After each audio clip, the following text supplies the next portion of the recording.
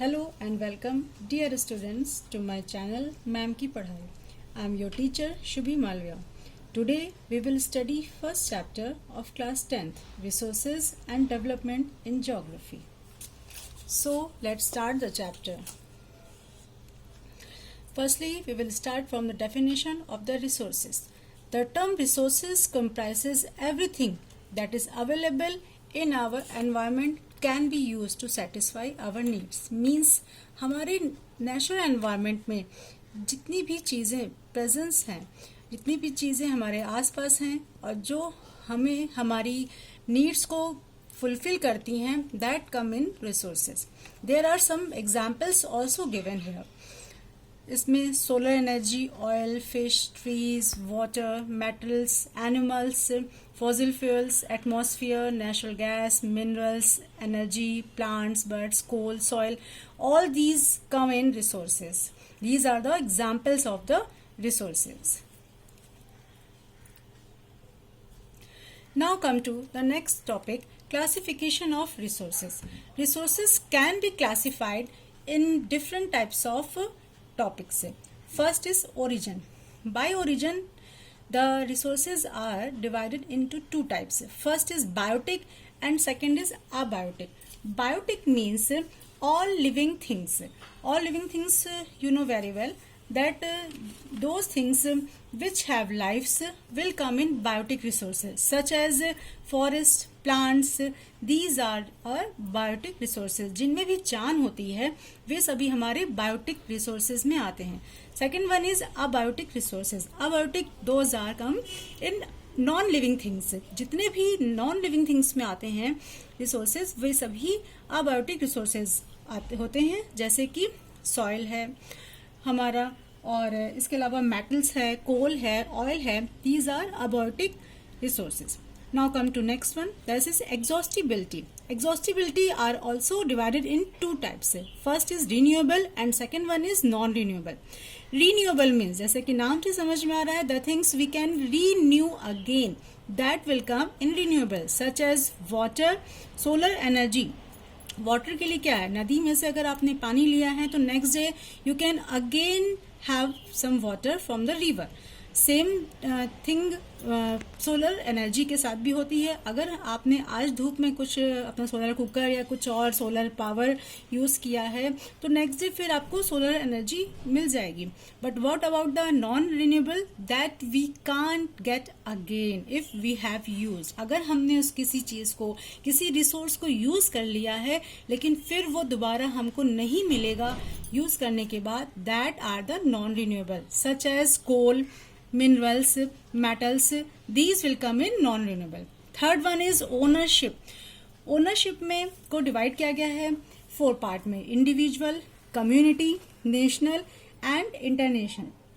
Individual resources which are owned privately by individuals are the individual resources such as plantation, pasture land, farmland, water in well, pond, etc. Means अगर किसी एक person का, किसी एक particular person का कोई एक पॉन्ड है, कोई एक फार्म लैंड है, पास्चर लैंड है, तो that will come in individual. Now come to next one, that is community. Community resources are the resources which are accessible to the all members of the community. ये ऐसे resources होते हैं जो कि सभी community के members पर उनकी ownership होती है. For example, ponds in village, public parks. Public parks में क्या होता है, जिस भी एरिया का है वहाँ के सारे लोग वहाँ पर जा सकते हैं. किसी गांव में कोई एक पॉन्ड है, कोई एक लेक है, कोई एक रिवर वहाँ पर है, तो क्या होगा, सभी को इस पर ओनरशिप मीन सभी लोग उसको यूज कर सकते हैं. Next one is national. National resources are the resources which are under the control of nation और एनी कंट्री. किसी भी कंट्री के ओनरशिप में, उसके पावर कंट्रोल में अगर कोई रिसोर्सेज आते हैं, that will come in the national resources such as railway, sea, canals, coal mines, etcetera. Now come to international resources. International resources are resources which are owned by, regulated by international institutions. जो कि international institutions के through regulate होते हैं, that will come in international resources such as open sea used for peaceful navigation, open sky for flight, movement, etc. Now come to the next one, that is fourth point, status of development. इसमें इसको 3 part में divide किया गया है. First is potential. Students, you can see that there are some areas where the resources are in a huge quantity. वहाँ पर resources तो बहुत हैं, but they are unused still. मगर वो use नहीं हो रहे हैं या बहुत ही कम use हो रहे हैं. That will come in potential, such as Rajasthan area. In Rajasthan, there are solar energy in abundance, but government or the people are not using them well. So it will call the potential resources. Next one is developed. Some resources, you can say developed resources are the resources which are surveyed and their quality and quantity have been determined for utilization. Means कुछ resources ऐसे हैं जिनकी अच्छी quantity या quality बढ़ाने के लिए अभी भी उसको डेवलप किया जा रहा है, उस पर कुछ ना कुछ वर्क चल रहा है. That resources are come in developed resources. And the last one is stock.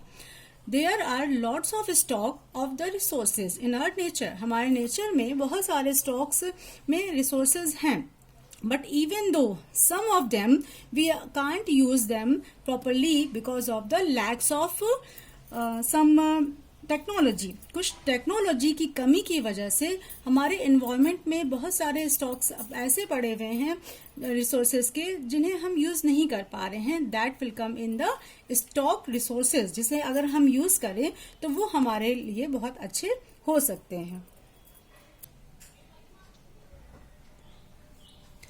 Now come to next topic, reasons for depletion of resources.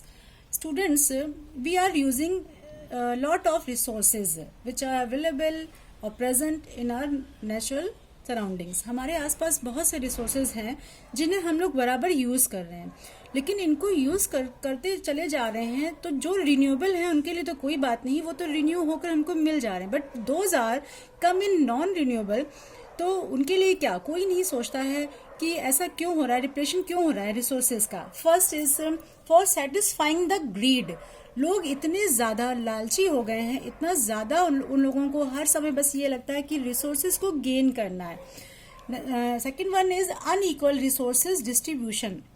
Unequal resources आप समझ सकते हैं, किसी एरिया में बहुत ज़्यादा रिसोर्सेज हैं, किसी एरिया में नहीं है. कभी कभी तो कुछ कंट्रीज भी ऐसे होते हैं जहाँ पर कुछ कंट्रीज में तो बहुत ज़्यादा रिसोर्सेज फाउंड होते हैं, बट समवेयर बहुत कम होते हैं. And third one is global ecological crisis. इसमें आपका ग्लोबल वार्मिंग आता है, पॉपुलेशन आता है, पॉल्यूशन आता है, जिसकी वजह से ये इकोलॉजिकल क्राइसिस आते हैं. आप इस फिगर में देख सकते हैं, there are some examples shown here in which earth is shown itself कि यहाँ पर ऑयल, गैस, वुड और मिनरल्स, ये सारे के सारे नॉन स्टॉप ऐसे हैं जो कि बराबर यूज हुए जा रहे हैं और इनको हम रिन्यू नहीं कर सकते हैं. Now come to next point. Okay students, now I am ending this video hair.